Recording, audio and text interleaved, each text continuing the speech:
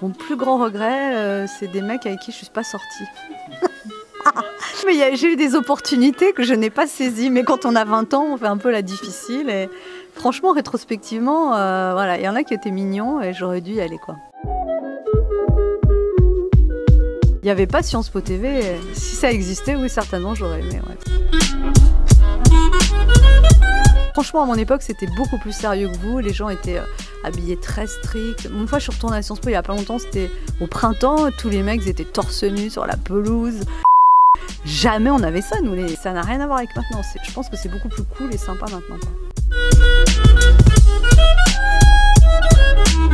Quand j'étais jury de Sciences Po à Incroyable Talent, je trouvais ça super drôle. Il y avait plein d'artistes.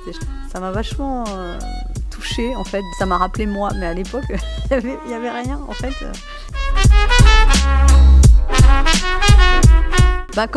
Quand j'étais à Sciences Po, je prenais des cours de théâtre, mais j'avais comme une espèce de double vie, c'était un peu schizophrène parce que j'étais à Sciences Po, j'avais mon petit impair Burberry's, je lisais Le Monde, et quand j'allais dans mon cours de théâtre, donc là j'enlevais mon serre-tête en velours, j'ouvrais mon impair pour prendre un air cool, j'enlevais mes lunettes, et je prenais Libé, parce que les comédiens ils lisent Libé. Les gens de Sciences Po, quand je disais que je faisais du théâtre, ils me disaient bah, alors tu vas intégrer le conservatoire.